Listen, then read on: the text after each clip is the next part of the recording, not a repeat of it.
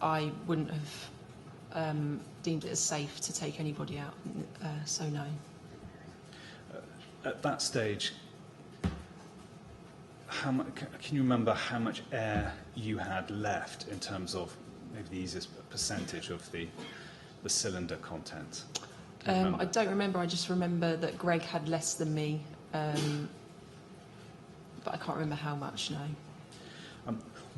When you left the occupants and their children within that flat, what was your plan? What were you going to do in relation to them? What were your intentions? We wanted to search the rest of the floor, just to be aware of how many people were there. We didn't make a specific plan for that flat. Did you think or assume that someone, a separate crew, would come back and rescue them? That was my thinking, yes. Given the conditions you encountered on the stairwell going up, given the conditions you encountered on the 18th floor lobby itself, and given where they were located, i.e. on the 18th floor, if they were to be rescued later, would they still not have encountered smoke and difficulties, if not greater difficulties? I think there were times in the stairwell where the smoke seemed to clear, so that would have been a more appropriate time, not that anybody would know when that was to happen. Flowing from that, whilst you're on the 18th floor lobby, did the smoke conditions deteriorate, improve, or remain constant? Remain constant.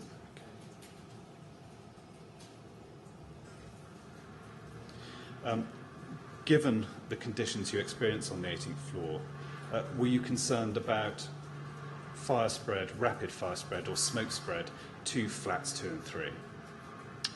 Not at the time. I think leaving the building and turning around to look up at it and realising that the whole building was alight, I was quite concerned after that. Sorry, I didn't catch the last bit, sorry. There's competing external noise. That's I'm sorry okay. about that. When I turned around to look back up at the building, I obviously wasn't aware at the time when I was in there what was going on. So when I turned around and saw that it was all alight, that then became a bit of a worry for me. What made you believe that you'd have enough time to get down, report and debrief to the bridgehead, and then for another team to get up to the 18th floor before smoke or fire overwhelmed flat 152, so flat 2? What made you think there was enough time for all that to be avoided, get people out? Like I said, we were going on what we knew, and we weren't aware of any changing conditions ourselves because of lack of radio communications and not physically being able to see ourselves, so we weren't actually aware what had actually happened outside. Is it fair to summarise your evidence this way, that you assumed that the lady and her children would be safer within the flat than trying to get them out? Yes, that's correct. And for the reasons you gave earlier? Yes, that's correct. Now, can I ask you final set of questions, and that's in relation to flat 3. Did you get a sense when you were overhearing the conversation between the man and Greg that English was his first language? Yes. And he set out he could explain himself clearly and understandably? From what I could hear, yes. Did you get the impression that he wanted to talk to you and Greg to explain what his situation was? I'm not really sure. Do you remember him asking for your help? I don't remember that, no. Okay. Do you remember him saying that he had 2 children with him in the flat? I don't remember that, no. Do you remember him saying he wanted to get out? I don't remember that myself, no. Do you remember Greg saying that there was fire on the fire was on the other side of the building and he wasn't to worry? I don't recall that, no. Okay. Do you remember him asking Greg the question, how long will it take you to get me out? No, I don't recall that, sorry. Okay. Is it that you don't recall it, or it didn't happen? Can you be more certain? can't say whether it did or didn't happen, so I don't know, it's a tough one because I was behind Greg and not actually having that conversation myself. That wouldn't be something I'd be able to answer. But I didn't hear it, so... And can you remember, apologies, this is a sort of maybe a lawyer type question. Can you remember how long the exchange lasted between Greg and the gentleman who lived within flat 3? I think, like I said in my statement, it was quite brief, so maybe 20 to 30 seconds, but that's just my memory, so... Ms Foster, thank you very much for the evidence you've given today. Your help has been much appreciated. Those are all the questions I have for you. Okay, thank you. Well, thank you very much for coming to give your evidence. It's very helpful, and I hope it hasn't been too difficult. Thank you very much. Okay. You're free to go if you'd like to go to the usher. Thank you.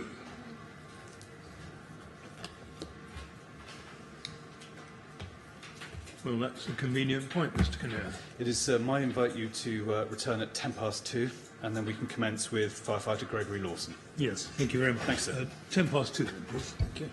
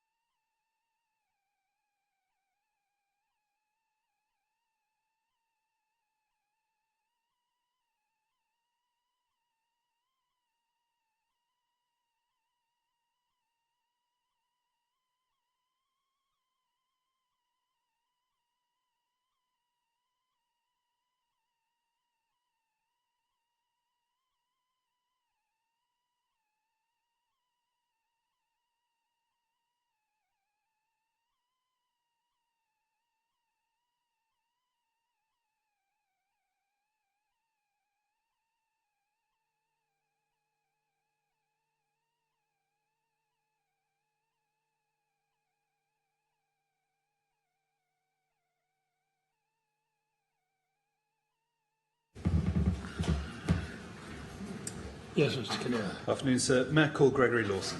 Thank you.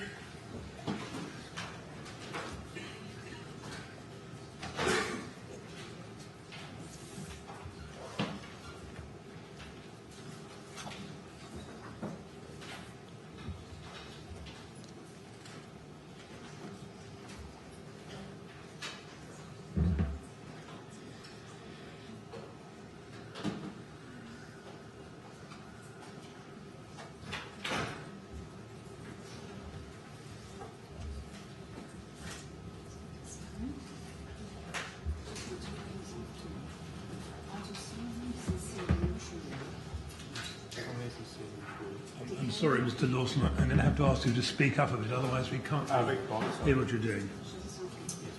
I do solemnly, sincerely and truly I do solemnly, sincerely and truly declare and affirm that the evidence I shall give shall be the truth, the whole truth, and nothing but the truth.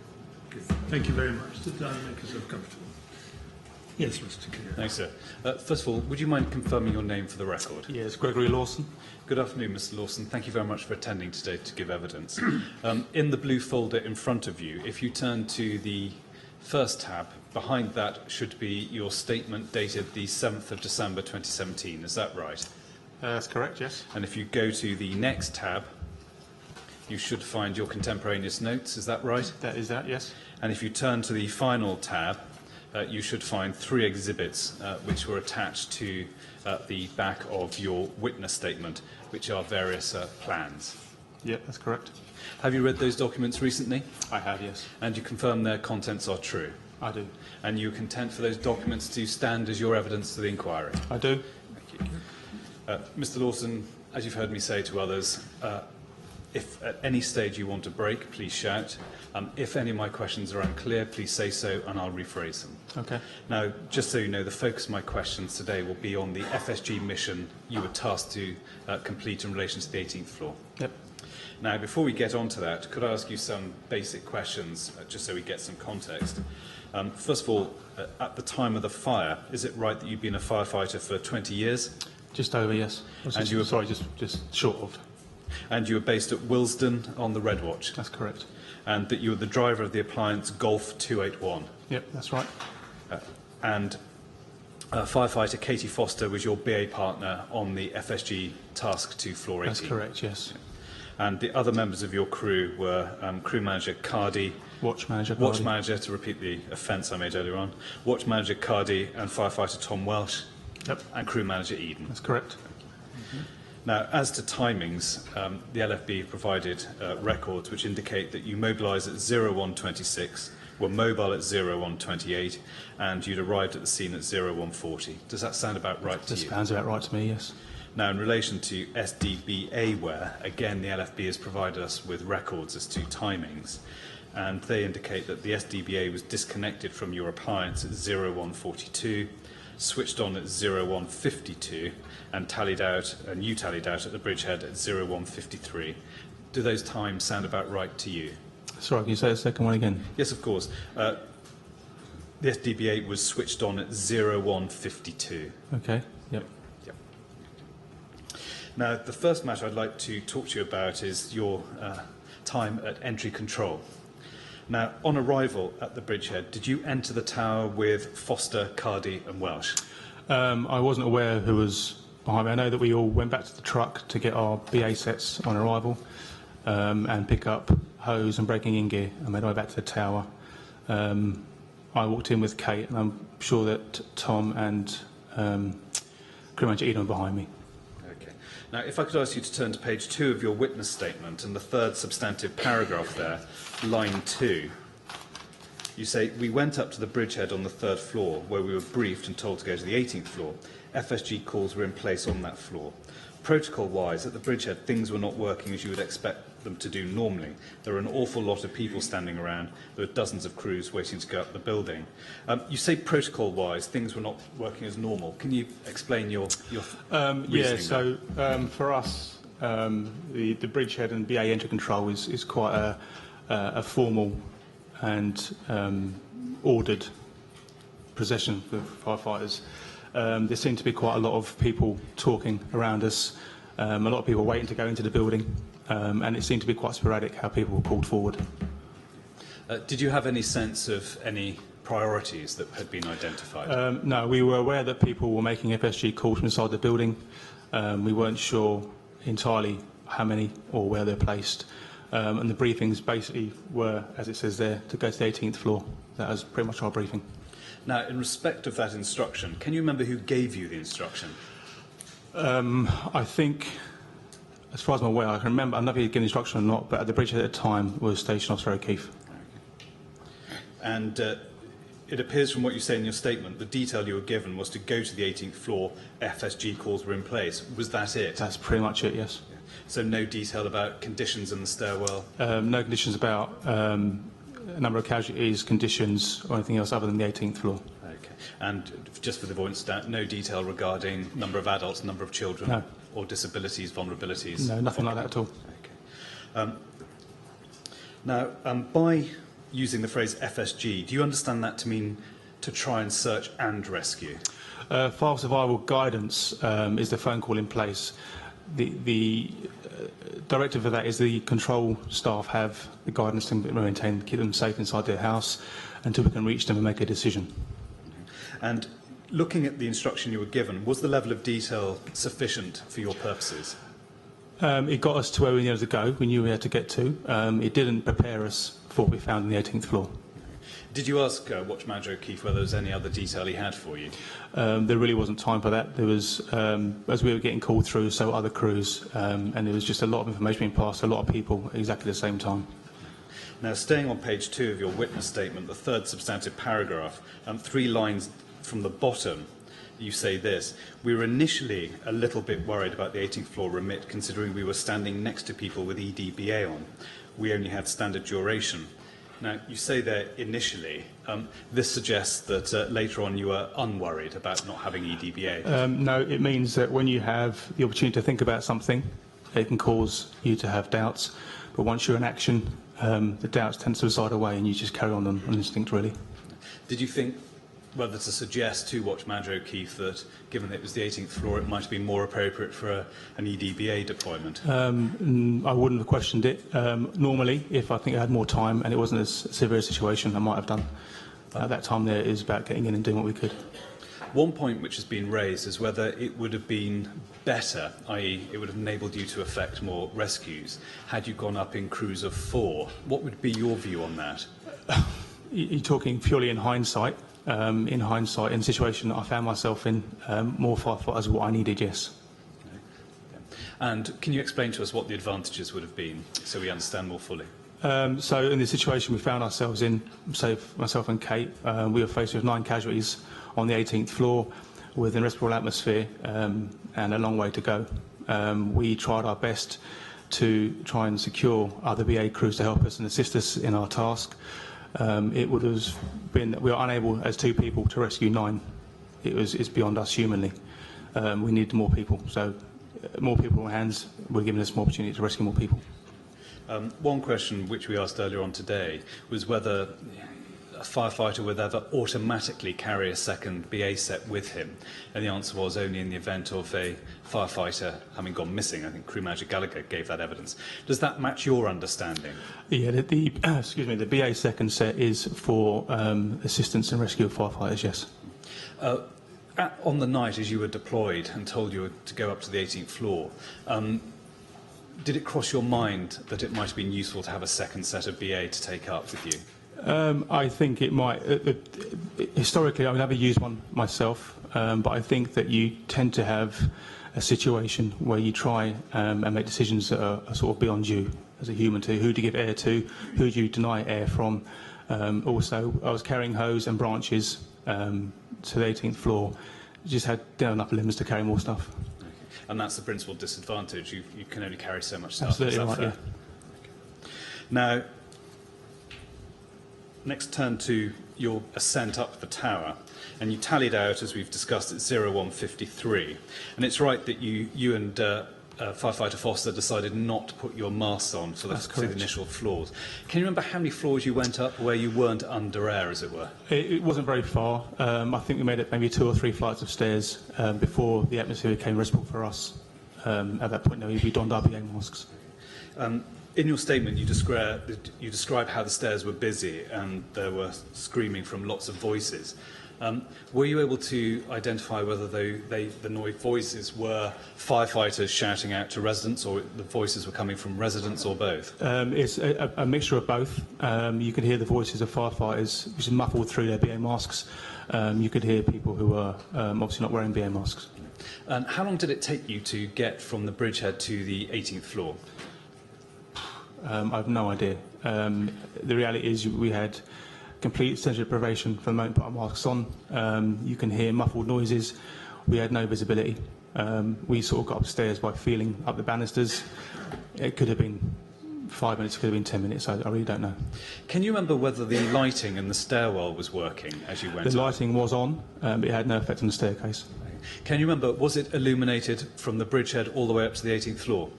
Can you remember? I can't. The smoke was so dense for us going up the staircase until we went to each landing and approached the landing walls. We couldn't see the lights at all. Okay. Radio comms as you went up. As you went up, what was your experience of radio? Radio comms was very busy at the bridgehead from probably the moment we put our mask on to the moment we left that building again. It was untenable. Couldn't use it. Okay. Did you have a Barry set? I had a Barry set and a handheld radio, yes. Yeah. We've heard some evidence from some firefighters that they carry mobile phones on them and use them during the course of incidents. Did you have your mobile with you? No. In your experience, have firefighters used mobiles where radio comms have not worked? I would say no, because it is against policy in London Fire Brigade to carry mobile phones. Given the conditions you'd encountered on the way up, did this suggest to you that people needed to be evacuated immediately once you got to them on the 18th floor? No, I don't make a predisposed decision on the way up there. I take things as I find them when I find them. As you're going up... I'm sorry, Mr. Lawson, would you like to sit a little bit further away from the microphone? I think the ladies who do the shorthand may find it a bit filming otherwise. Thank you. As you're going up, would it cross your mind, for example, are the conditions going to get worse? If so, what am I going to do? Is that the type of thought process that goes through your mind as you're going up? Yeah, we constantly change decisions based on what we find around us at that given time, yeah. And as you were going up, did that thought cross your mind? Absolutely. Yeah. Okay. Now, if we can turn now to the conditions you encountered when you got onto the lobby of the 18th floor, can you describe how the conditions in the lobby compare to those you encountered in the stairwell? Exactly the same. Now, in your statement, you say that firefighter Foster hung on to you as you went round doing a left-hand wall search. Is that right? Yeah, so when we entered the lobby area of the 18th floor, I had my left hand on the wall and Kate was behind me. Now, your notes suggest that you found people in flats 153 and 154. Can you remember whether that's right, or are you sure that's right? No, I'm not positive, no. Okay.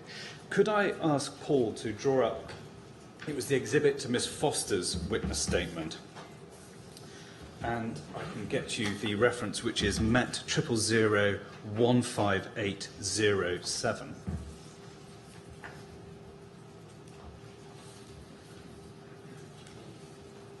And if that could be oriented, thank you.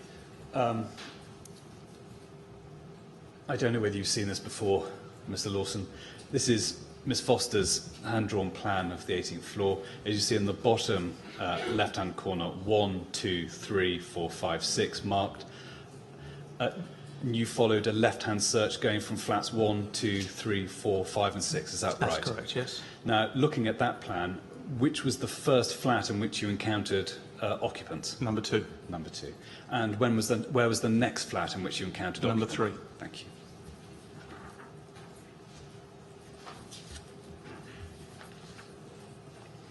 Now, dealing first of all with flat 2, so that's flat 152. Who did you meet there? The first that we got into was a young lady with 3 children.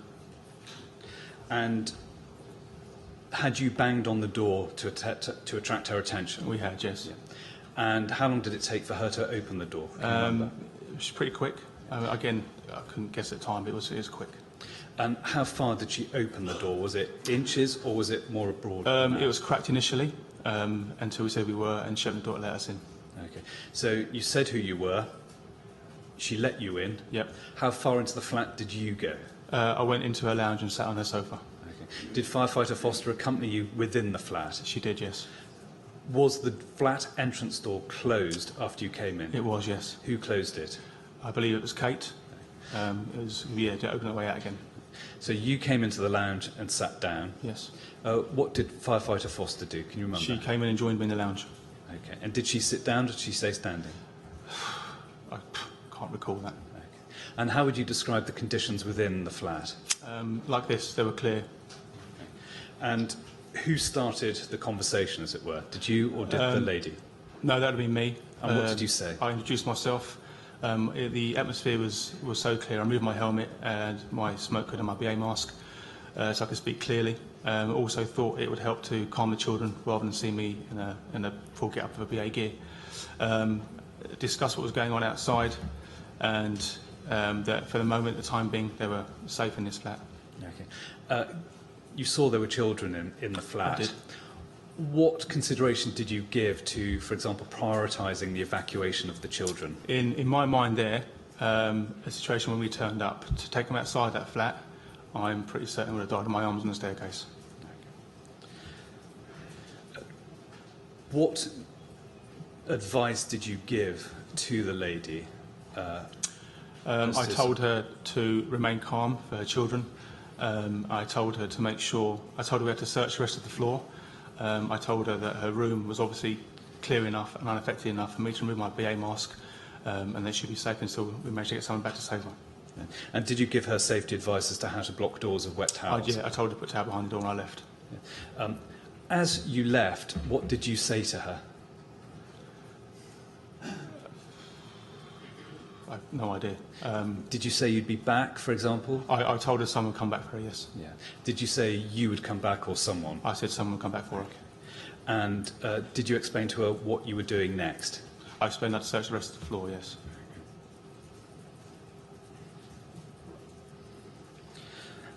After you'd carried out the search of the other flats on the 18th floor, did you go back to flat 2? I'm not sure now. I'm sure I knocked on the door again. I really honestly can't recall that. Okay. Do you recall anything about going back to flat 2? I remember once we'd been around the rest of the floor and made our way back to outside her front door, deliberating for a good few seconds as to the best course of action. And I still didn't believe that I was in a position to save everyone on that floor with just 2 firefighters.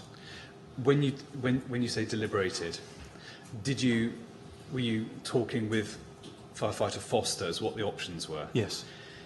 Doing the best to help us now, can you summarise what you said to her, or at least give us the gist of what you said? Yes, so I mean, basically, when you're faced with 9 people and only 2 of you, me personally, I would find it difficult to ask a parent to pick 2 children for me to save. I think that's a decision no one could happily make. I knew I couldn't take 9 people down, it was just 2 of us. We tried to see, we waited a few seconds to see if there was an opportunity to maybe get them out in clear of smoke. Didn't happen. We prioritised radio messages, and I stood on the staircase and yelled for help. And you considered that, and then you went back down, and we'll come back on to the search for the other flats, but just to sort of tail off this point now, what did you expect would happen to the occupants of flat 2 once you'd gone? In all the time being in the fire service, I expect flats and buildings to behave a certain way. If I can stand in a room and remove my BA mask and converse with somebody, I expect that to be the conditions in the building. And I didn't foresee them changing that badly. We have no idea what's going on outside or how badly that fire spread was. Okay. So, notwithstanding the conditions you'd experienced, you'd seen the tower from the outside when you'd arrived, you'd experienced the conditions in the stairwell and the conditions you'd experienced in the lobby, your effective assumption was that the position wouldn't deteriorate. Is that a fair summary of your evidence? The assumption I was making was based on the fact that people who'd been opening stairwell doors on the floors below had allowed smoke into the stairwell. And the 18th floor, at that height there, I really didn't think things would progress the way they did. Okay. Final question in respect to the initial conversation you had with the woman within flat 2. Did you ask her to confirm what her flat number was? I didn't know. Okay. Apologies for throwing that out of sequence, but after you left flat 2, is it right that you went to flat 3? Yes, that's right. And again, did you bang on the door? Yes. And what did you say as you were banging on the door? It says London Fire Brigade, open the door if you can hear us. And the door was opened by a male occupant within? That's correct, yes. How far did he open that? The door was cracked at head width. Okay. And did you initiate the conversation? I did. And what did you say? I asked him how many people were inside the flat. He responded with 5. I asked if anyone was healthy and well. He responded yes. And did you ask him about what the smoke conditions were like in the flat? No. Again, as I asked him was healthy and well. It didn't indicate to me otherwise. Did you go inside flat 3? No, the door wasn't open further than head width. It's always difficult. Can you give us some idea of how far the door is open? It'd be like opening a door to a salesman, maybe a foot perhaps. Okay. And did you, firefighter Foster in her evidence describes, from your position, the gentleman being backlit from the light coming from within the flat? I could see down the corridor, and I could see whether another gentleman or an older child standing down towards the far end of the corridor. Okay. And could you see, just for the avoidance of it, could you see any smoke within? No. Okay. Now, did you have the sense that the gentleman's that English was his first language? I really couldn't remember that. Okay. The conversation was understood from my perspective, and I assumed from his too. There's nothing to suggest you didn't feel he couldn't make himself clear? No. No. Did he say to you that he wanted to talk? No. No. Did he ask you for help? No. Did he say to you how many children he had within the flat? No. The conversation pretty much went as, how many people in the house? He told me 5. I asked if he was well. He said yes. And happy to stay, and he said yes. I told him I had to go and search the rest of the floor, and if they were happy to shut the door behind me and put a towel down. Did you say to him that the fire was on the other side of the building? I really can't recall that. Is it possible or likely? It's possible, yeah. Yes. Did he ask you how long it would take for you to get him out? Not to my recollection, no. Again, is it possible or likely that he asked you that question? I mean, I suppose anything's possible, but I really don't remember that at all, no. Given the information you've been provided that there were children within the flat, again, did you consider whether, in relation to that flat and flat 2, once you got that information, you could prioritise the evacuation of the children? Yeah, absolutely, but again, my obviously with children in both flats, it only made my decision harder. Is you can't, between 2 people, decide who can and can't. So my plan was to get more firefighters to help me to get everyone out at the same time. And did you assume that you would have sufficient time to complete the search of floor 18, get down, report to the bridgehead, and for fresh crews to be deployed up to rescue? I wouldn't have done it. But you couldn't have done it on your own? I wouldn't have done it. Foster? Yeah, I wouldn't have made the decision if I didn't think it would be okay. Okay. Now, if I could talk now about the rest of 18th floor. You went to flat 4 after flat 3. Yes, yeah. And was the door open or closed? Door was open. Open as Physically in the sense open, yeah. And what were the conditions like within that flat? There was no light. It was a lot warmer than the other side of the building. Extremely dark and smoky. Smoke was almost at ground level. And I think I'm right in saying you went next to flat 5, and again the front door was open and same conditions. Yes. After you finished your search of 4 and 5, did you close the doors after you, the flat entrance doors after you?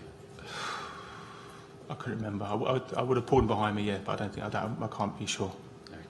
And the next flat you searched was flat 6, is that right? We couldn't get into flat 6. But I mean, you've got... Yes, correct, yeah. You came round to the entrance door of flat 6. Yes.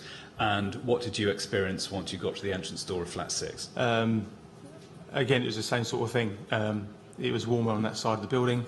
I banged and kicked the door, but I had no response. Was there a marked increase in heat around flat 6 compared to, say, flats 1, 2 and 3? No, I wouldn't say it's something that I noticed massively. Between 4 and 5 and 2 and 3. Yeah, was there a marked difference in temperature between, on the one side, flat 6, and on the other side, flats 2 and 3, for example? Yeah, flat 2 and 3 were much cooler and in clean air compared to the other side of the building, yes. Did you open the door into flat 6? No. No. Could you tell from the surrounding ambient conditions whether there was a full-blown fire engaged in flat 6? I couldn't tell, no. And I think it's right that you didn't have a thermal imaging camera with you, is that right? We didn't, no. Would that have been useful, do you think, as a bit of kit to take with you? I mean, absolutely. Everything that we have is useful, but the reality is we only carry one of each on each appliance, and if you're sending out 3 crews from each appliance, then there's not enough to go around. You pick and choose which you get. Before you left the 18th floor, we've discussed flat 2. Did you go back to flat 3? No. No. And you're sure of that? Yep. Yep. Okay. Now, it's right that you tried to radio down to the bridgehead that you'd found residents, including children. Is that right? Yes, correct. And were you able to get through? No. Is it right, Miss Foster in her notes said that you used both channels 6 and... Channel 1 for command, channel 6 for BA, yes. Is it that she used those channels to communicate on her radio, or was it that you both were using those channels to communicate back down to the No, so bridgehead? we decided Kate would use a radio, and I would just use my voice on the stairwell to try and alert other firefighters to our need for help. Did you attract any attention from anyone? None. One point that's arisen is whether it would have been possible to have gone back to flats 2 and or 3 and asked to borrow their mobile phones to contact the bridgehead or someone else. How practical would that have been as a means of communication? I mean, the reasons we didn't go back and open the door a second time was the conditions outside were so bad, it only makes the conditions inside that flat worse. So to go back, I think would have been the wrong choice. It'd also be quite impractical to assume they could phone down through control, through all those phone calls, and meet somebody on the bridgehead who had time to answer their mobile phone in the first place. So no. So you've completed the search of the 18th floor. Yep. You've tried to get through to the bridgehead via various means. Can you remember how much air you had left? Had your ADSU started to sound by this stage? I think possibly by the time we decided that we weren't getting help to run and get help, my issue started coming on the staircase, yes. And was the amount of air that both you and Firefighter Foster had left, was that a factor in your consideration to leave the 18th floor and go back down to the bridgehead to debrief as to what you'd found? Is it right that you considered trying to take down the occupants of flats 2 and 3 in a snake line? Again, I thought I was in the best for the families, and which means a personal physical contact with each and every casualty if possible. With 2 of us, it wasn't possible. The conditions, in my eyes, would have meant that anyone I brought out of their flat would have suffered greatly on the staircase. To have 9 people in a line behind you, I'd have no control over that, and I think that would have been the worst outcome than the decision I made. Is that a thought process you had at the time? Absolutely, yes. And is that something you articulated out loud to Firefighter Foster, or was it something you internally considered? No, we discussed everything at the bridgehead, the 18th floor with Kate. And she agreed that you couldn't She did, yes. employ a snake line?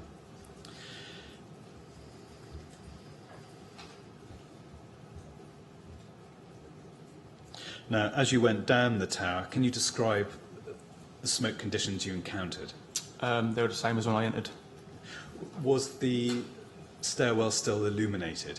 Can you remember? Yeah, the lights were still on, but again, the illumination was very limited due to the thickness of the smoke. There have been varying descriptions of the amount of noise in the stairwell. Some people have said it was noisy, some have described silence, and particularly more so once you're on the lobby areas. How much noise was there in the stairwell as you went down? It was a really strange situation. Obviously, there was a lot of noise around you. It was hard to decipher any of it or make sense of any of it. It really was quite harrowing all the way down the staircase. Did you come across any casualties being brought down the stairwell as you went down? Yes, when we got down to, I mean, again, it's guessing because your sort of perception of floors was lost quite early on. To, I assume, about the 5th or 4th floor, the queue of firefighters went to get out with pre-alarms going and whistles going, like a queue back up the staircase. At this point here, casualties being brought down.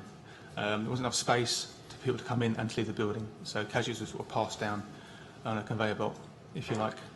Can you remember what condition those casualties were in? For example, were some being brought down unassisted? Well, I mean, not that I've seen. The ones that were coming down next to us were unconscious. Did you see any casualties being brought down with the assistance of spare BA sets? No. Now, the next topic I'd like to discuss is your return to the bridgehead. Was the bridgehead on the 3rd floor at this time where you came back down?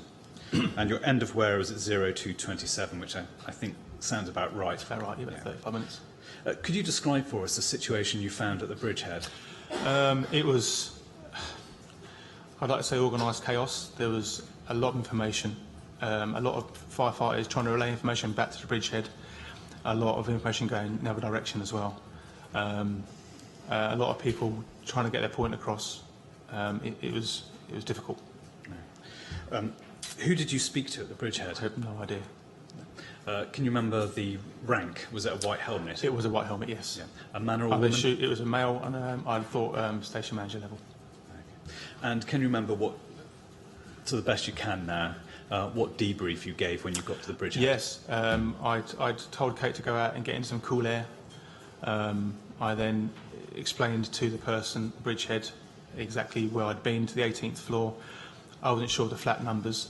I drew a similar sort of map to this, and I drew next to the door the first flat, 4, and then 5 next to the flat above it. And did you, on the plan, did you indicate how many adults, how many children were in flats 2 and 3 respectively? I think I said 4 persons, 3 kids in the first. In flat 3, I wasn't aware of how many of each. I said 5 casualties. Okay. And did you draw, just so we're clear, did you draw this?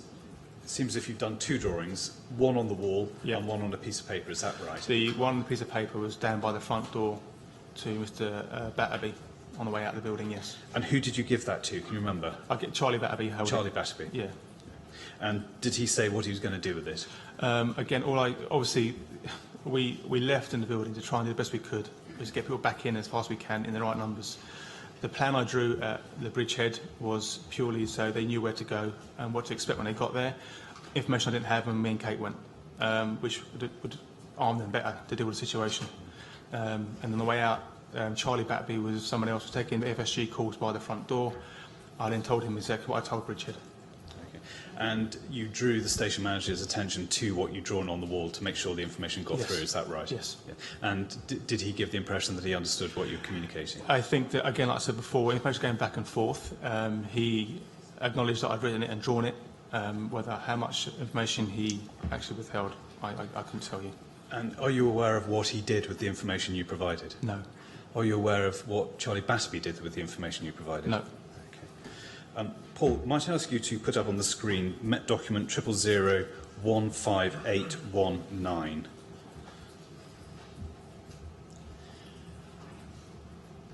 Now, Ms. Lawson, do you remember seeing this writing on the wall on the 3rd floor? I remember lots of writing on the walls. I didn't read any of it. You didn't look at any of it? On the way out, I didn't stand and read it. This would be my exit. Okay. If, Paul, you could magnify the writing, 18, mother in child in flat, no flat number, 152 encircled. Do you remember, just for the avoidance of doubt, do you remember seeing that on the wall at any time? No. No. Did you see anyone writing any information on the wall? No, so when we got back to the bridgehead, there was comms officers, people writing stuff everywhere. My attention was purely to the OIC and the information passed to him. Okay. And if we could pan out of that, can you see anything you've written on that wall? No. No. Could I ask Paul to bring up Met document 000-15815?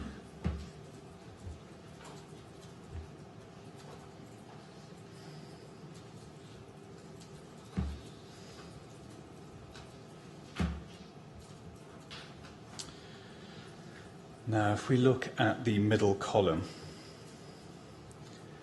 now, Paul, you can expand 152, 18th floor, which is got a line through it. Thank you. Mr. Lawson, can you make that out? Apologies, I think we're used to looking at these now. Exactly, it says 4 casualties, 2 adults, 2 children. Exactly, and a line seems being put through 152, 18th floor, but 153 is not crossed out.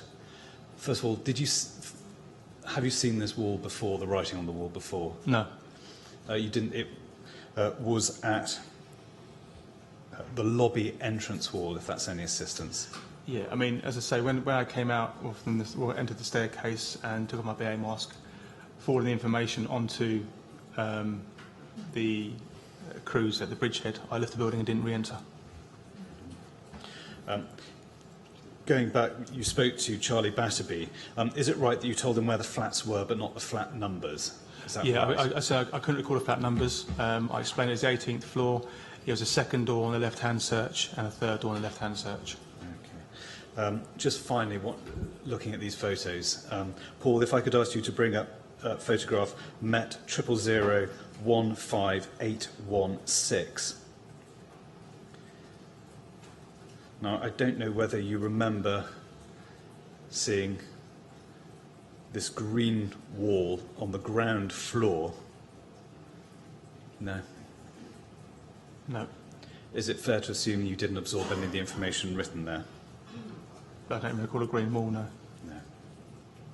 Okay.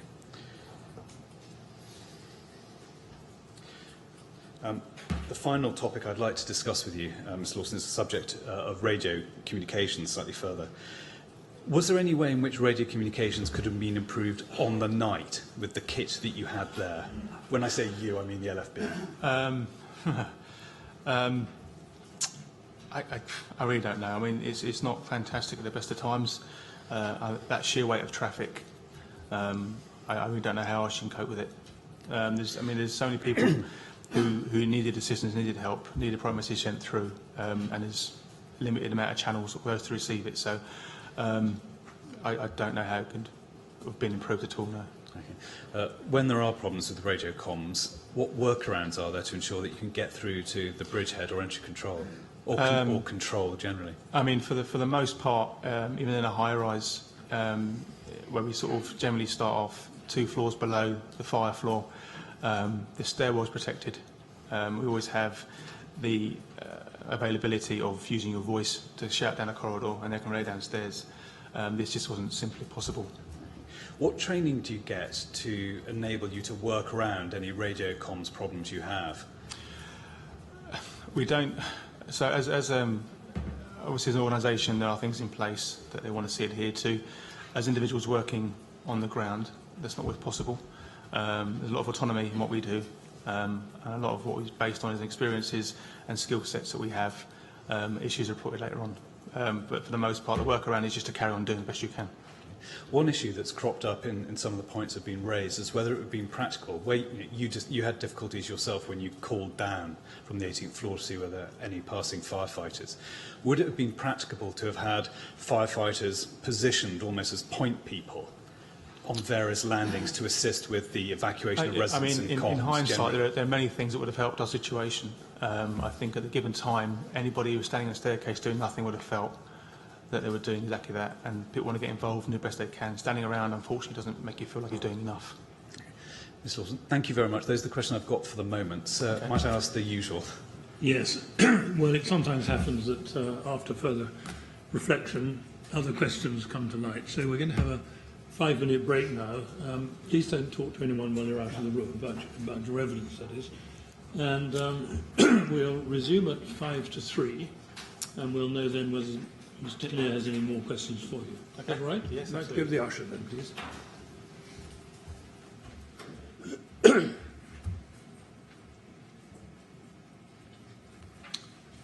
5 to 3 then, please.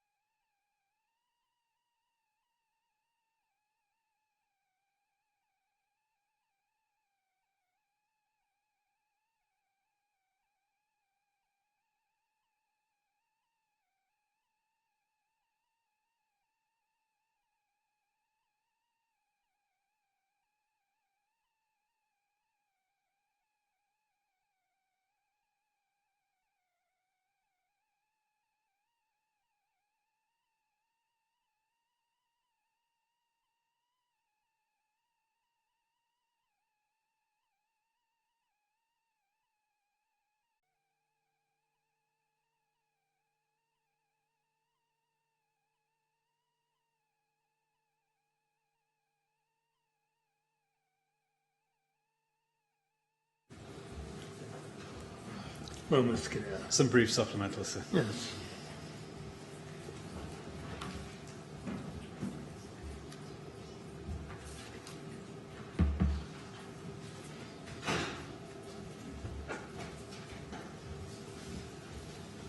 I think a few more questions, Mr. Lawson. Okay. Ms Lawson, thank you very much.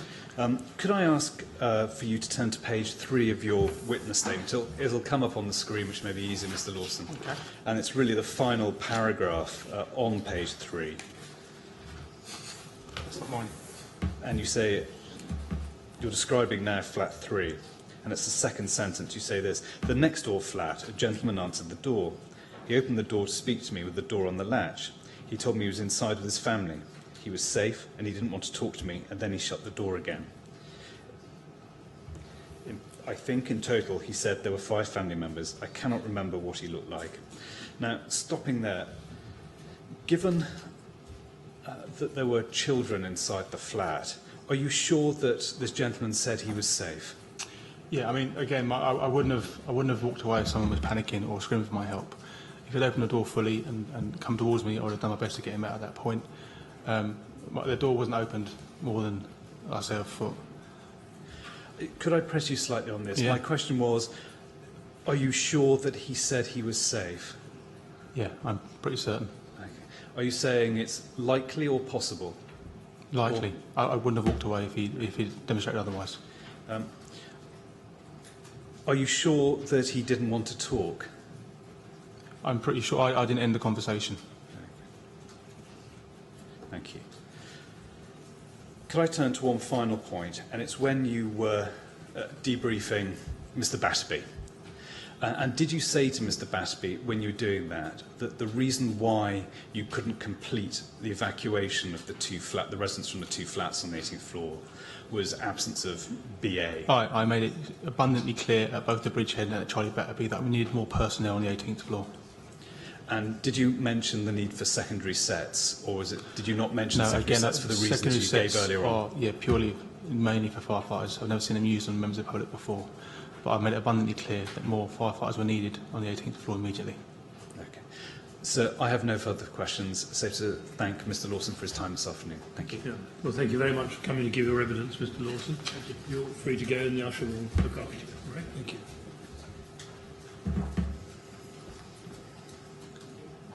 So the Yes. next witness is firefighter Fernandez. I don't know whether there needs to be arrangement of the furniture. There does. For this witness or the one coming after this witness? For this witness. Right. So I'd better I'm sorry. rise. Could you rise again, please, and we'll sort out the furniture. Thank you. Well, let me know when you're ready. Will do. Thanks, sir.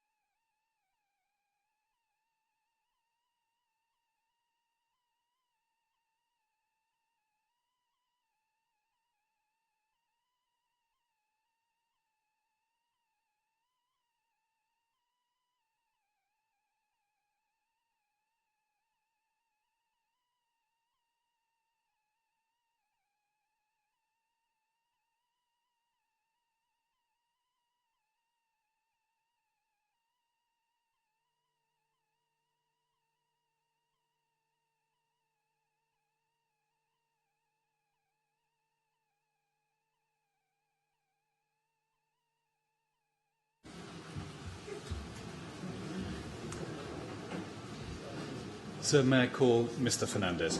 Yes, thank you.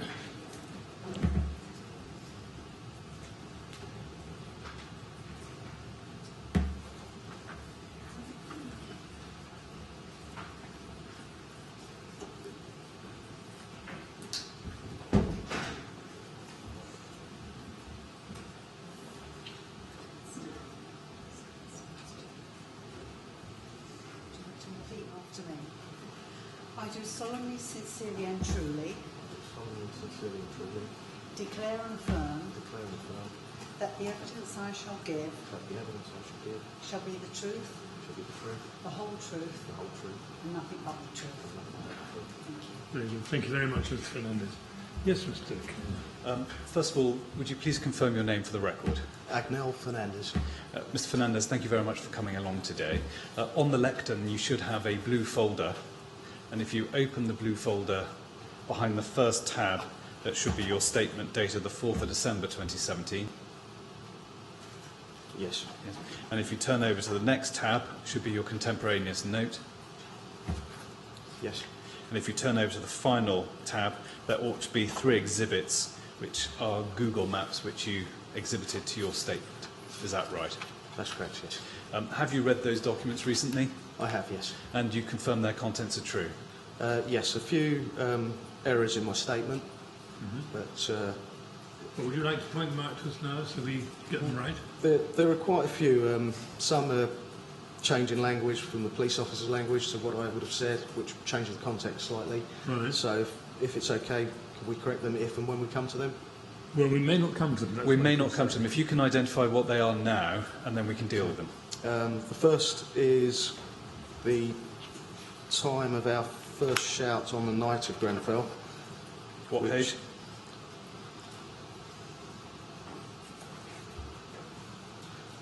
There were no calls until 00:55. That's the time of call for the incident. It's not the time of call we were mobilised from Chiswick. Right.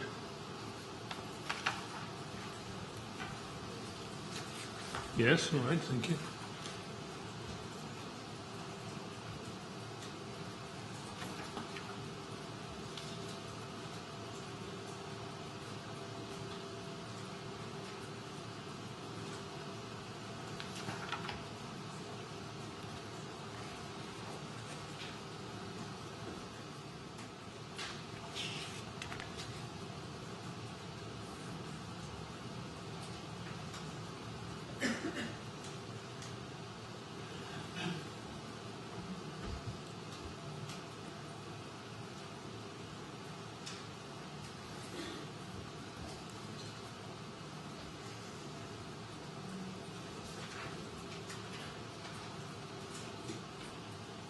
Okay, the other error is, it's on my statement, I think it's page 4. Just towards the bottom, it says maintaining contact with firefighter Williams and I. There was a break in our contact as we passed the lifts. We weren't maintaining contact. Yeah, all right, thank you. And is that it?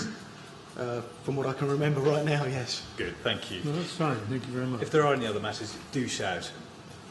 Now, as I've said to others, if there are any time you want a break, please say so. That's not a problem. If any time I ask you a question that's unclear, say that's unclear, and I'll try and correct the lack of clarity. Now, Mr. Fernandez, the reason why you're here today is to help us, and we want to focus on the FSG call in relation to flat 175 on the 20th floor. So that's going to be the focus of my questioning. Now, before we get there, can we start with some basic questions about who you are and how long you've been in the fire service? First of all, is it right that you've been a firefighter since 2010? That's correct, yes. And that whilst usually based at Willesden, on the night of the fire you were based at Chiswick? That's correct. And that the call sign of the appliance you were riding that night was Golf 371? That's correct. And that on the night, firefighter Vincent Williams was your BA partner? That's correct. And in terms of timings, the LFB records indicate that you mobilised at 0126, you were mobile at 0130, and you were status 3 at 0139. Does that sound about right to That you? sounds about right, yes. And again, relying upon the LFB's records, in terms of your SDBA wear, They indicate that SDBA disconnect from the appliance was at 01:45, switched on at 01:51, and then you tallied out at the bridgehead at 0200 hours. Does that sound about right? Yes. Okay. Now, the first matter I'd like to discuss with you is entry to the tower and then your subsequent deployment. Now, is it right that as you went into the tower, Watch Manager De Silva was carrying out a briefing? Is that right? No, not. Was she carrying out a briefing at any time when you were in the tower? Well, I understand your question to be, was she addressing a group and giving a briefing? No, that's not the situation. Did you receive a briefing from Watch Manager De Silva at any stage in the evening? Only as we checked into BA entry control and handed our tallies over, we were given our task. Did you receive a briefing from any other officer before then? There was, whilst in the BA queue, waiting to go through to the bridgehead, there was information coming back to us in brief and in passing. For example, we were told crews are being committed in pairs. One member of the crew is to take break and in gear, the other is to take a branch and a length of 45mm hose. So again, we weren't addressed with a formal structured briefing, it was just as the situation developed. In some of those pre-deployment briefings, if we can call them that for ease of reference, did anyone explain to you what conditions were like further up the tower? No. How would you describe the state of organisation at the bridgehead at the point you were deployed? It was busy. In a word, busy.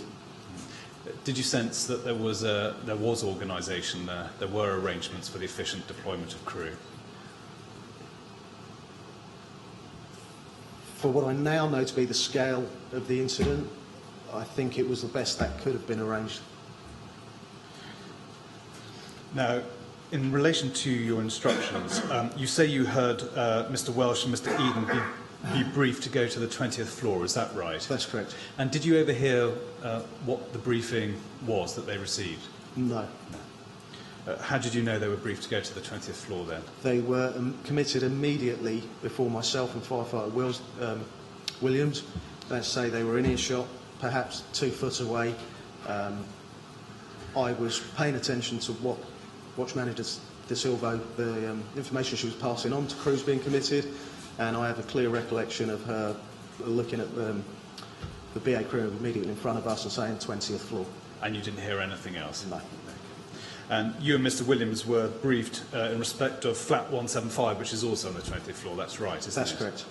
Now, do you think, given there were 2 crews behind each other, both being deployed to the 20th floor, would it have been practicable to have formed a crew of 4 to go up so as to have more resources for evacuations? Hypothetically, had there been more information, then yes. My assumption is that that information wasn't available, so as much information as the information available was what was given to us. Were you given any further specific detail in the briefing regarding the number of number of adults and children within the flat, or any vulnerability or disabilities? No. Paul, would you mind bringing up onto the screen Met document 000159535? Now, this is a forward information board. Have you seen this particular board before? I don't think I have, no. Do you remember seeing it at the bridgehead? I have a vague memory of a forward information board being there, 2 BA entry control boards. I didn't. The information on the board, or my attention wasn't taken to the board, or no information was passed on from a board. Could I just try my luck, see whether you're able to assist on one point there, Mr. Fernandez? You'll see at the far right-hand corner, roughly halfway down that board, 175, a tick, 175, 20th floor, and then what appears to be an asterisk. Mm-hmm. Can you help us with what that asterisk might mean? No.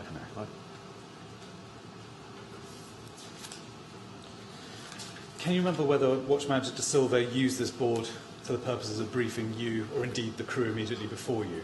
Not to brief me, and nothing that, no, not that I'd seen.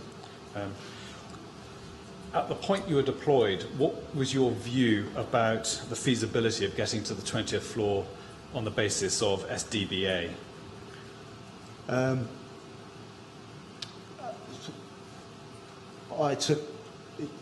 accepted and took on the task, going on the information that that we had gathered approaching the building, which, yes, it would have been a feasible task.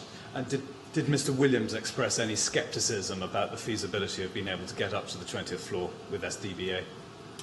Not at that point, no. And our confidence in taking on the task would have been that we approached the building with 2 columns of fire on the outside. It was only 2 columns of fire on one side of the building. Thereafter, our time was inside the building. The delay time from arrival to being committed was inside the building in a BAQ with no information about how much or the fire had developed or how much conditions had deteriorated. So, being tasked to go to the 20th floor in what my belief a normal high-rise incident to be would be completely feasible. And there was no discussion at all of EDBA and whether they'd be more appropriate? Not at that stage, no. You say not at that stage. Was there a later discussion with anyone at the bridgehead as to whether EDBA was more appropriate than SDBA? Later, post the incident, yes. But at the time of the incident, the hours I was at the scene, I don't recall anything like that. Can I now turn to your deployment to the 20th floor and the conditions you experienced on the stairwell? Now, you tallied out at 0201. Does that sound right to you? Approximately. I have no recollection of exact timings for the incident, but that seems to fit well. And I think your evidence is that after floor 5, visibility became difficult. Is that a fair summary of your evidence? Yes, my floor numbers are a little bit of an assumption, but yes. Can you remember whether the stairwell was illuminated as you went up? And if so, how far? Initially, yes. Conditions began to fade after what I believe to be floor 5, so there was only 2 or 3 floors up from the bridgehead. They quite quickly got very, very poor. So there was illumination. I know there was bulkhead lighting, but the thickness and the colour of the smoke made that lighting useless. Did you have your Barry set with you? I did, yes. Yeah. And how would you describe the adequacy of communications via the Barry set with bridgehead entry control? I recall hearing some radio traffic, non-specific. I don't have a clear memory of what the conversations were, and I have a clear recollection of them fading out. So at one point I've got nothing. I can't hear anything in my earpiece. I'm sorry to press you on this. I'm mindful of what you said earlier about vagueness of floors, but can you remember about which floor the Barry set sort of faded out, as it were? I would suggest before the 10th. Did you have a handheld radio with you? I did. Yes. And did you try and use that at any stage on the ascent up to the 20th floor? No, I had no reason to. I had the confidence of, again, noise, a conversation happening on that radio.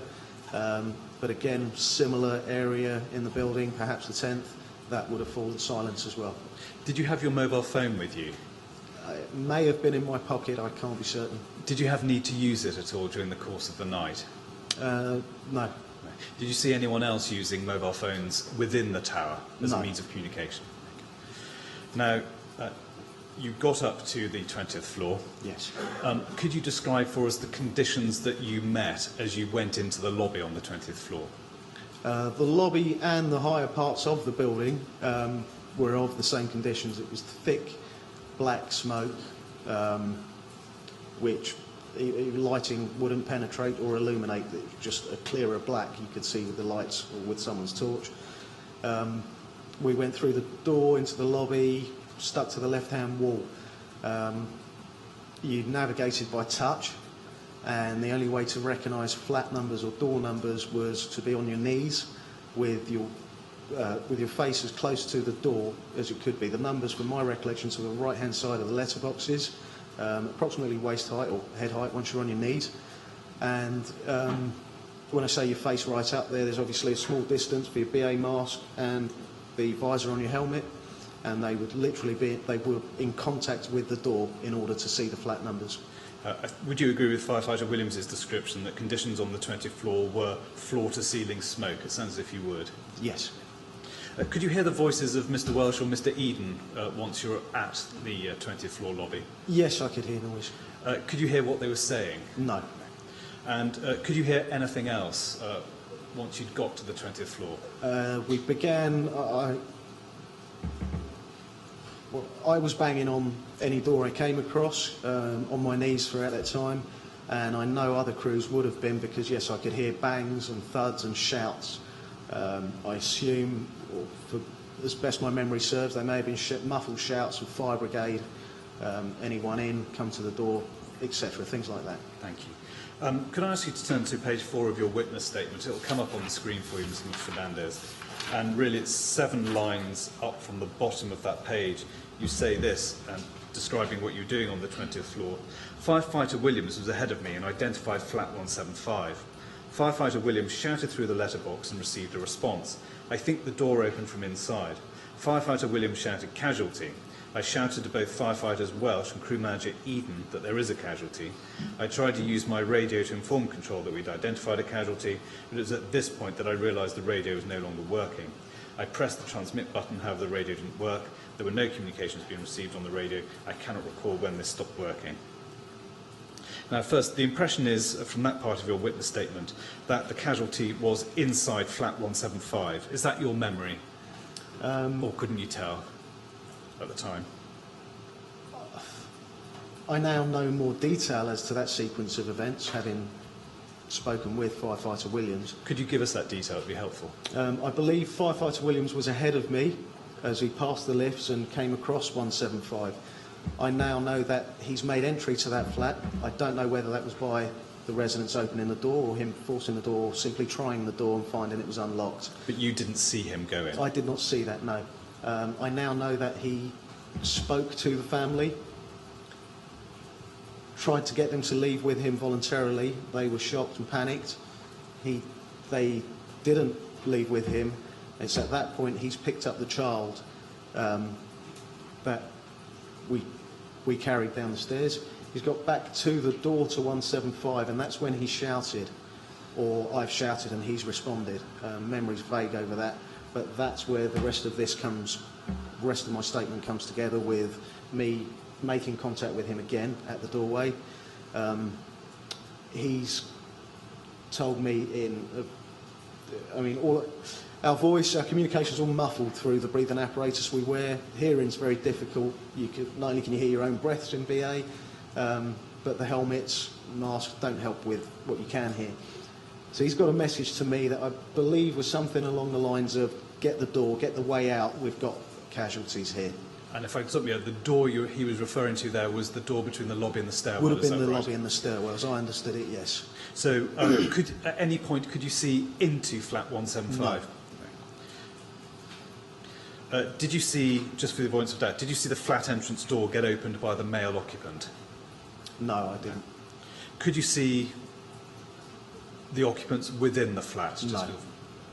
Could you hear them?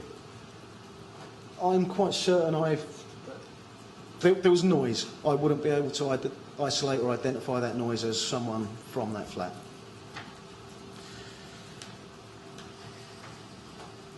Now, in your witness statement, I think this is you heard a woman crying for her baby, is that right? As I made my way onto the stairwell, yes. And can you remember for how long the woman was crying for her baby? No, I couldn't put a time on that. I heard several screams. And do I understand your evidence correctly that you didn't see any of the casualties until they were at the door between the 20th lobby and the stairwell? So you didn't see how many, who they were? No, I didn't. On the 20th floor lobby, did Firefighter Williams pass to you or anyone else any information regarding the number of occupants within flat 175? Not that I'm aware of. Okay. Nothing along the lines of X adults, Y children? Not that I'm aware of, no. Given that you'd heard the woman cry, did you ask firefighter Williams about the number of casualties within flat 175? No, at that stage we began our descent with zero visibility, so I knew my position, having been pushed towards both verbally and finding the way to the door, the lobby door, onto the stairwell, that all I could do then was guide Vincent, and knowing he was carrying a child through touch, guide them both down the stairs safely. Did you have any discussion, first of all, as to how Mr. Williams and the child were to be brought down? There may have been a brief conversation or speak. We may have been communicating as we moved, but I have no recollection of what that conversation would have been. Sorry to press you on this. Did you have any discussion as to how the other occupants of flat 175 were to get down? No, I was aware there were other occupants, again guided by the woman's screams for her baby, but I was also aware that there were 2 other firefighters on that floor. And so you assumed that Mr. Welsh and Mr. Eden would help their evacuation? Yes. Given the smoke conditions on the 20th floor lobby and the stairwell, how practical would it have been to have shared your BA with any of the casualties who were still in the flat to take them down? Absolutely impossible. And why do you say that, just so that we can understand your reasoning? The smoke was thick, black, acrid smoke, so strong that you could actually taste the smoke as your BA mask moved with sweat. You could taste all I could describe as burning rubber, burning tyres coming through in your sweat. And so in response to the question, how practical would it have been to have brought down all 5 occupants, it's the same answer? Yes. Do you remember firefighter Williams shouting to Mr. Eden and Mr. Welsh that the family still within flat 175 needed help? No, my focus then was purely having I began descent downstairs backwards with my left hand around the banister, centre to the staircase, my right hand on the back of the child, staying in contact with Vincent and the child at the same time. So my hand would have been just above his wrist and on the child's back. Is it right that you had no conversation with Mr. Eden and Mr. Welsh about getting the family down from flat 175? Not that I recall. Okay. Now, dealing with your descent down the tower, is it right that you heard other screams coming down the stairwell but couldn't help because you were helping with the priority evacuation, which was the child? At varying points there were noises, possibly screams, thuds. Yes, there were noises. May I ask, could you make out whether those sounds were firefighters banging on doors, or was it coming from residents attempting to attract attention? I assume some of the thuds would have been firefighters banging on doors. They seemed quite pronounced thuds, so my assumption is that they're on the outside of a door and it's someone with some force, not a muffled, faint knocking for help. And you got down to the bridgehead and you passed the child to Watchmanager O'Keefe, is that right? No, that's not correct. What happened? I continued with the child down the stairs. I came to a bit of a bottleneck, 3 firefighters carrying 1 adult casualty, and I couldn't see a way around them. So I saw a firefighter then appear the other side of the obstruction. I now know that to be Vince, having moved around me, and I passed the child back to Vince, who then, I believe, passed the child on to Watchmanager O'Keefe. Okay, so the child got to Watchmanager O'Keefe? Yes. And do you know what I happened? believe I didn't see it being Watchmanager O'Keefe. It's what I've heard. Okay, and were you relying upon what Mr. Williams had told you? Yes. Did you give any debrief at the bridgehead about your experiences going up to the 20th floor?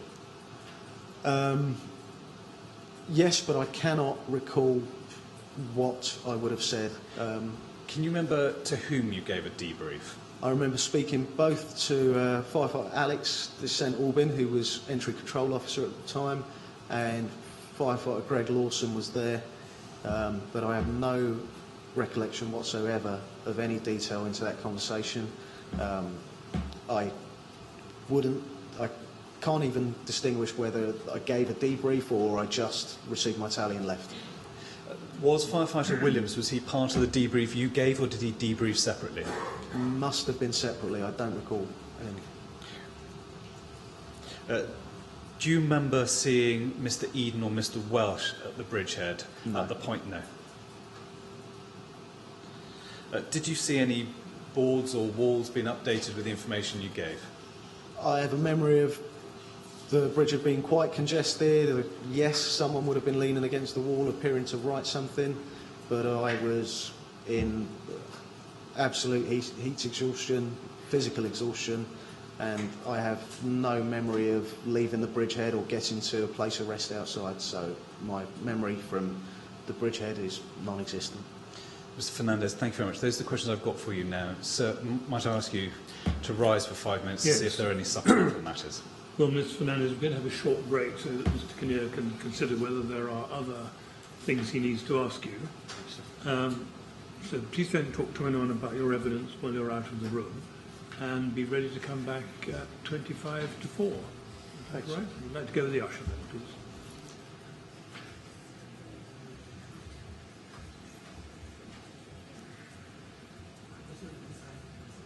Right, 25 to 4. No, sir.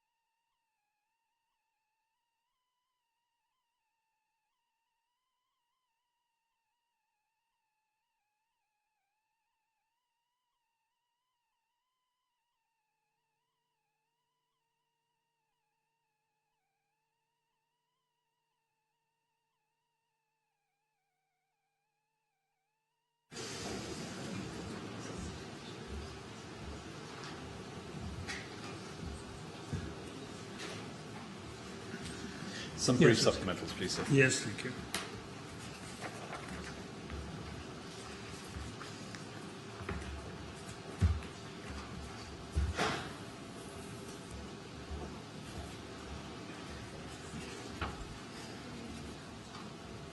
I think there's a few more questions, Mr. Mr. Fernandez, thank you very much for your help, and particularly for coming back. Just 3 more questions, so the end is sort of near. First of all, when you were assessing how to bring casualties down from the 20th floor, did you consider wrapping the casualties' faces, heads with damp towels or damp sheets to assist them get through the smoke? It wasn't an option for, in terms of how our rescue developed, that was not an option. Why do you say that? Vince Firefighter Williams had the casualty at the door and in his arms. His direction to me was to get the exit. So already aware of those conditions that we can't see anything. I couldn't see the exit myself. I remember turning, knowing it was a colleague, Firefighter Welch, by his stature, his stamp. I grabbed his attention and we crossed paths in that. He passed me on to the doorway and I passed him on to Firefighter Williams' direction. So there were no resources around. I hadn't entered the flat. I was very aware that the child that I was in contact with was exposed to this irrespirable atmosphere and time was of the essence. Okay. Second point is, in his statement, Mr. Eden refers to a high-rise grab bag that is taken to incidents in high-rise fires. First of all, are you aware of this bag? Yes, and as far as I'm aware, it was fully introduced post Grenfell. Yeah. Given that it was brought in after Grenfell, does this grab bag set out a list of the items that are required to be taken in response to high-rise incidents? I believe it does, yes. And what type of items are identified on this list? Can you remember? Firefighting equipment in terms of branches, hose, breaking in gear, spanners, hand tools for attempting to operate riser outlets, things like that. Okay. Is it as expansive as to include sort of secondary BA sets, or to consider whether they should be in use? As far as I'm aware, no. Okay. So, well, the kit doesn't. To consider using, no. Now, I suppose my final question flows on from my first one. Where you don't have spare BA sets, where you're encountering smoke conditions that you were on the 18th, 20th floors, how on earth are you meant to get people down safely? What protective measures can you employ to allow them to be brought down to the bridgehead safely? I think generally every rescue we encounter is truly unique, so there isn't a one-size-fits-all solution or answer to your question. If many other high-rise incidents that I've attended, stairwells are safe passage.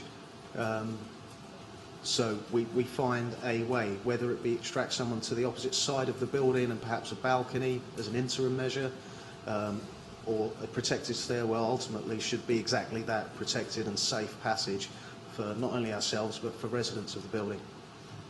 Mr. Fernandez, thank you very much for your time this afternoon. Those are all the questions I have for you, so thank you very much for attending the inquiry today. Thank you. Yes, well, thank you very much indeed. It's been really helpful to hear your evidence, and we're grateful to you for coming along. Thanks. And now you're free to go. Thank you very much. Right to go, the usher. Thank you.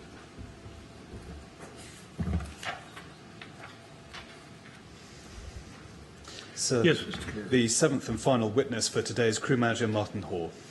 Thank you. And I don't think there needs to be a furniture rearrangement. No, there doesn't. Does there need to be a documentary rearrangement? I think that's all been done. Yes. Yes, good. Thank you.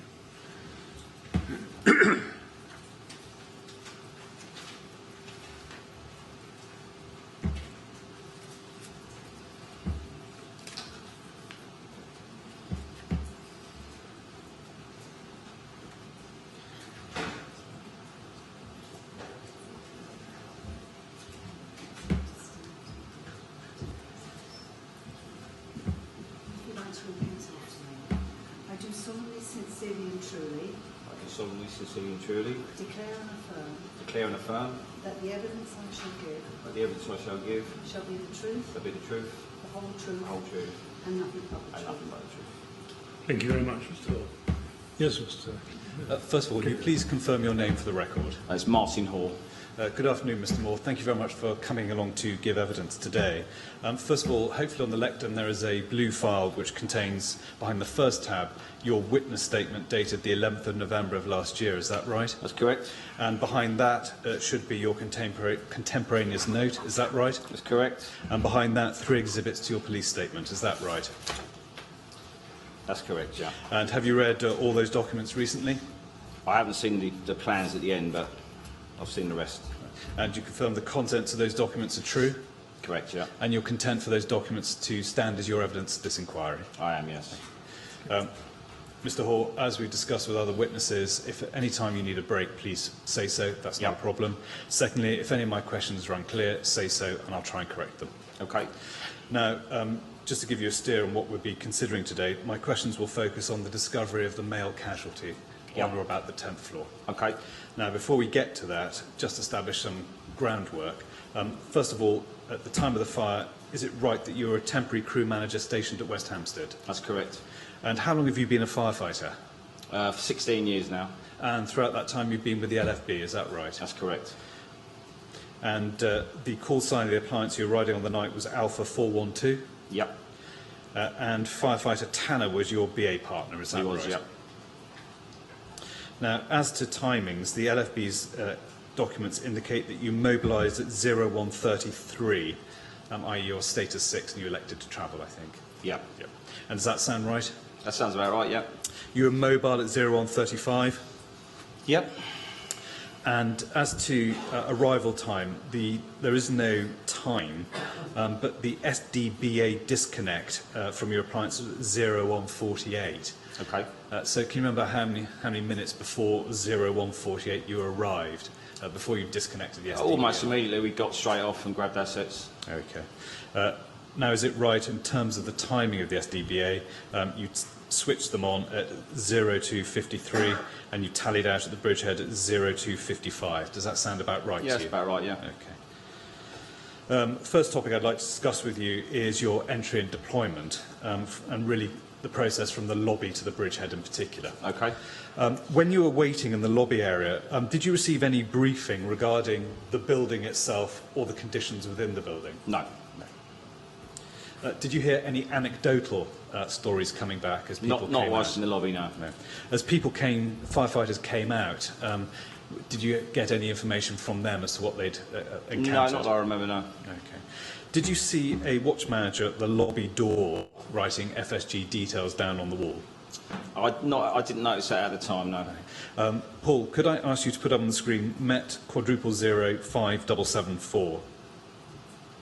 Just to double check, Mr. Orr, this is a photograph of the writing at the lobby. Yep. Do you remember seeing this at all? I saw that, yes, but not on the way in. Okay. Did you register any of the information? No. Now, turning to the bridgehead, is it right that the bridgehead was at the 3rd floor at this stage? Yes. And do you recall a board where the deployments were logged?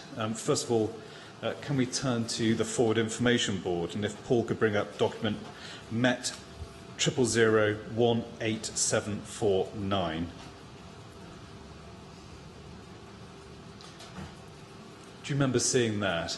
I don't remember seeing the board, no. No. Do you remember seeing it being used for the purposes of briefing crews at the bridgehead before deployment? I don't really remember that, no. There was some writing on the wall of the 3rd floor. But and flowing from that, if I ask Paul to bring up photograph Met 000-15824.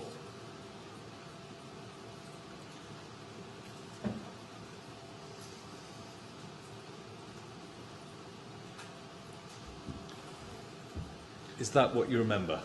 No, I remember there was a plan of the floor layout which was that we looked at before we went up. Whether that was on the wall or the board, I can't remember. When you say we looked at, did a watch manager or a more senior officer just take you through? Yeah, watch manager O'Keefe and watch manager De Silva just told us to look at it and try to familiarise ourselves with the floor. Mr. Hall, I know it's always tempting when, after I finish the question, but mainly for the transcriber, if you wait for me to finish, and then she can put everything down, then she can record your answer. Can we now turn to the instructions you received at the bridgehead?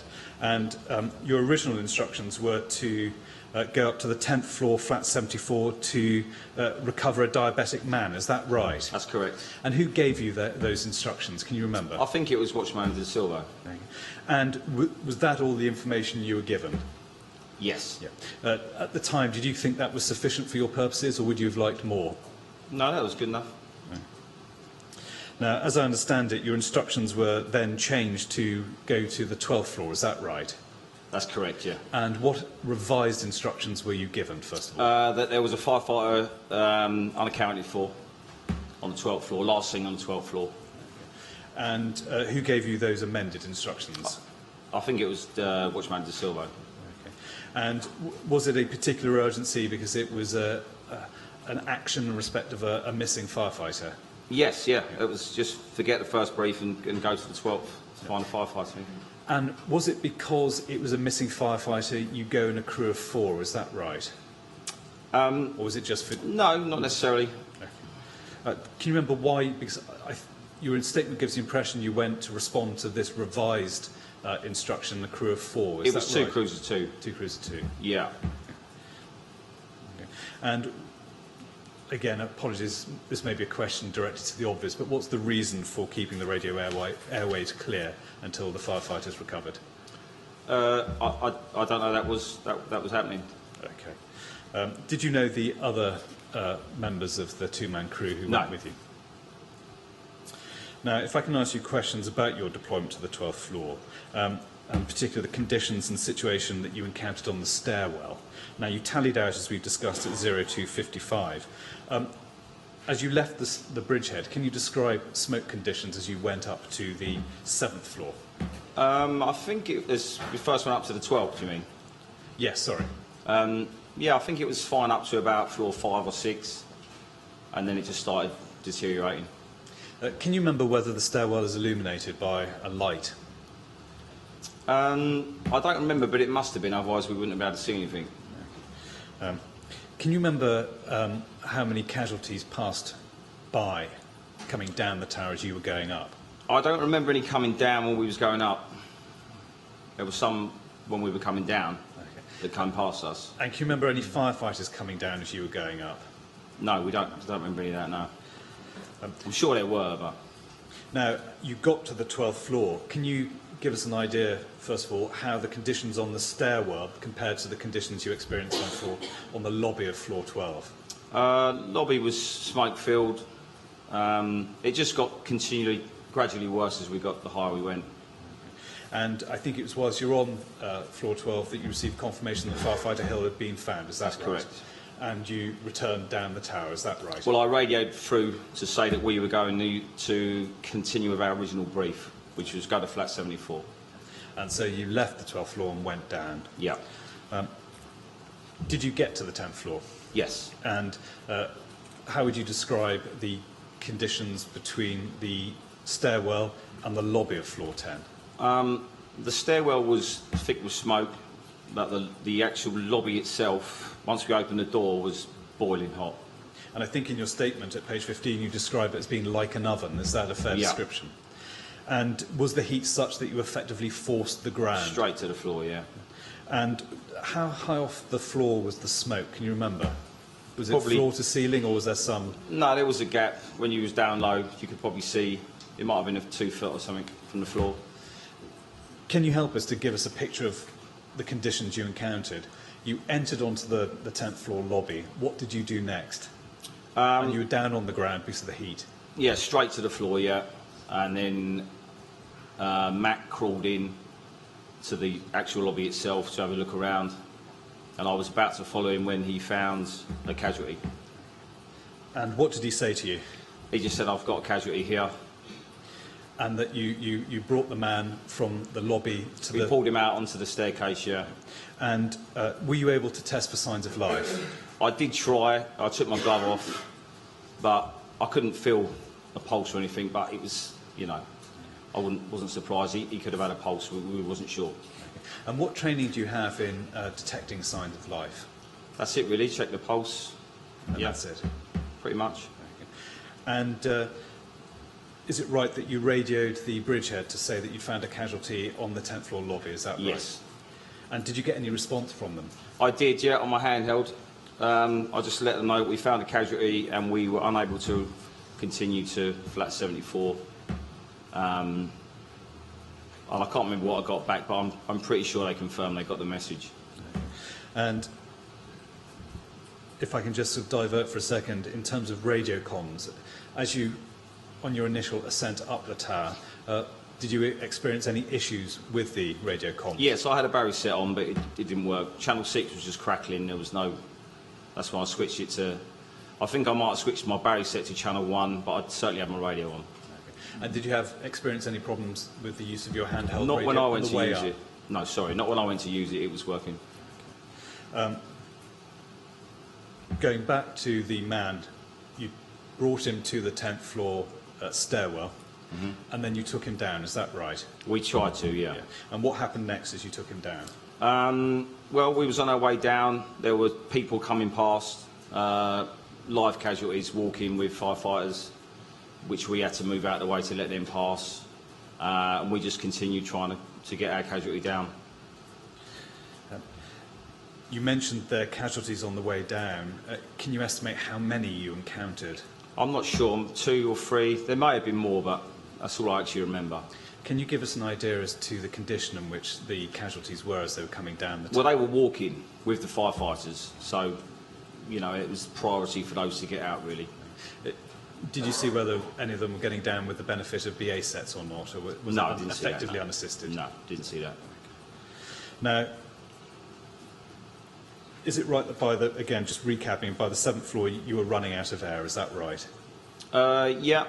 Yeah, we was running out of air, yeah. And what did you decide to do with the casualty that you were bringing down the stairs? Well, we tried to switch round because I had the shoulders and head end, which we tried to turn round, and then we both decided both our whistles were going. There was also the warning, the alarm was going off to tell us that we was being evacuated. I didn't hear it going off. And if you can help us with that, the alarm that sounds that the building is going to be evacuated, that's a separate and distinct alarm, is it? That's the ADSU that they can press that sets off your alarm to let you know it's being evacuated, yeah. And that makes a distinctive noise, does it, separate to the... Yeah, than the actual ADSU, yeah. Yeah. And does anything light up on your Yeah, place? it lights up as well, yeah. Okay, and what lights up? What's illuminated? I just think there's, I can't even remember, I think either green lights or red lights that sort of flash. And your training is, once that's activated, that you have to get out? Well, you're supposed to, yeah, but I didn't hear it going off because we were just breathing so heavy. And so, is it right that you left the casualty at the stairwell We had on the to, 7th yeah. floor? Yeah. Now, you returned to the bridgehead. Did you report to anyone once you got to the bridgehead? Yes. To whom did you report? I don't know, but by this time the bridgehead was on the ground floor. Was it a female or a male officer? I think it was a male officer, yeah, I'm pretty sure. White helmet or not? No. And can you, doing the best you can you recall precisely or give us the gist of the words you gave in your debrief? Yeah, we said, we confirmed again with them that we couldn't make it to flat 74, and we had a casualty which we found on the 10th. We got down to which we believed was the 7th floor, and we had to leave him there just because we ran out of air and to send somebody up to get him. And just, did you give them a precise location Yes, as to where he was? we drew it on the map exactly where he was. Okay. And did Firefighter Tanner do that with you or Yes. separately? It was Well, with you? I think it was separately as well, but we both pretty much said the same thing. Okay. Now, in terms of the identification of that casualty, you identify him at page 25 of your statement as Mo Tuku, is that right? Well, that's, yeah, I saw him on the news and I was pretty sure that was him, yeah. Okay. Now, were you aware that Mr. Tuku was carried out by firefighters at 0229? No. No. Could I ask Paul to put up the CCTV schedule, and it's Met reference 000-16072_0038, and it's box 784.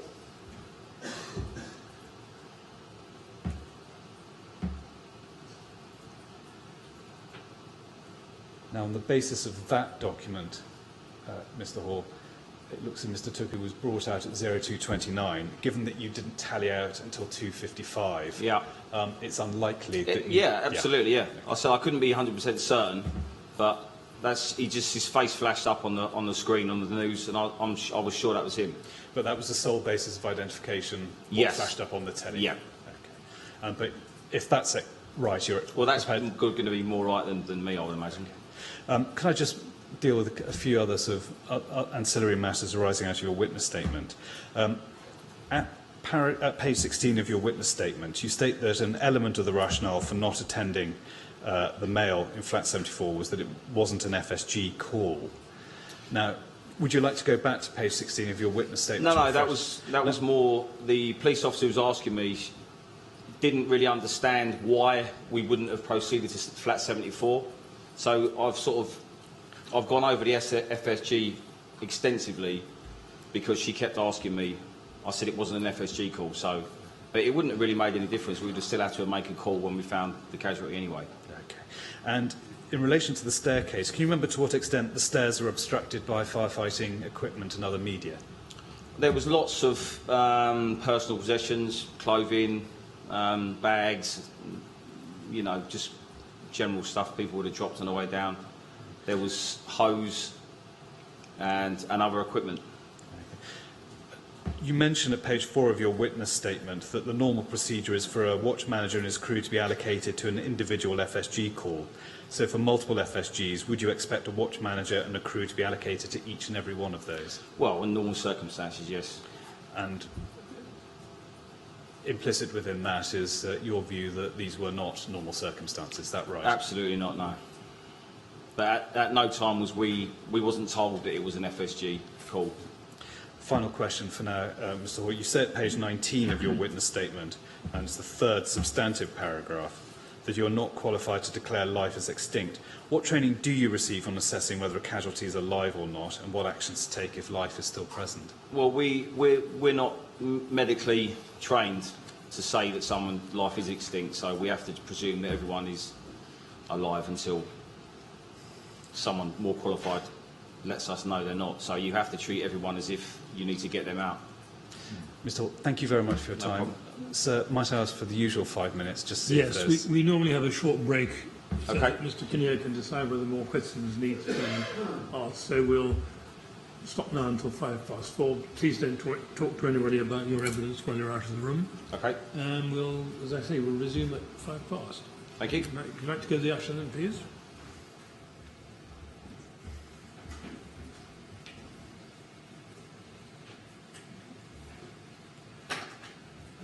Right, 4:05, please. Thanks, sir.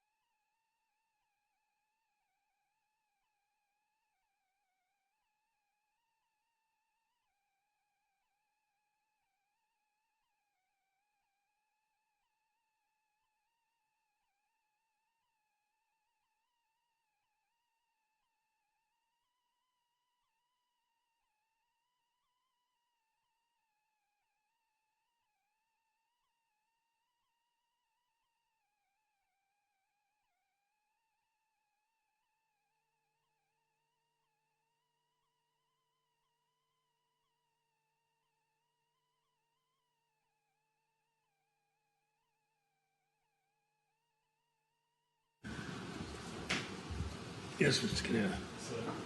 Sir, just one supplemental question with your permission. Right, thank you. Well, let's ask Mr. Hall to come back in, shall we?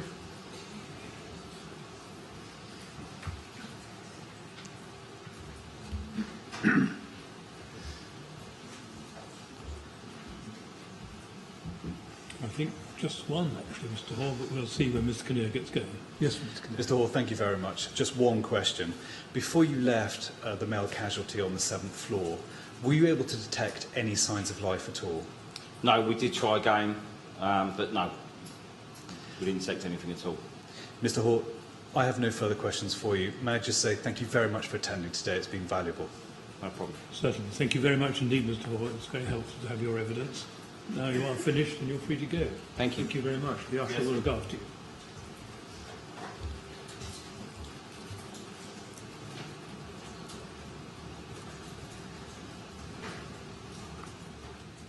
Yes, Mr. Kinnear. So that concludes today's business, save for one matter. So I was going to ask whether we could start at 9:30 tomorrow morning. You've been speaking to Mr. Millett.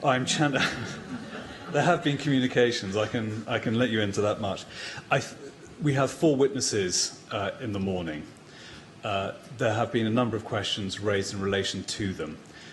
The hope and expectation is that we can deal with the first 4 witnesses hopefully by noon tomorrow, and I know the CP's representatives will assist in that aim, and that will allow, I'm told, sufficient time for examination of Mr. Wolfenden to be done and completed by 4:30 tomorrow. Yeah.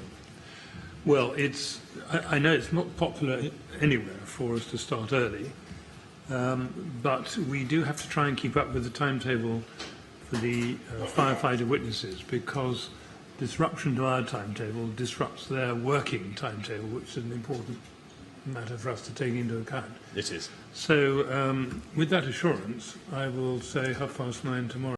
I'm grateful, sir. Thank you. Good. 9:30 tomorrow, please. Thank you.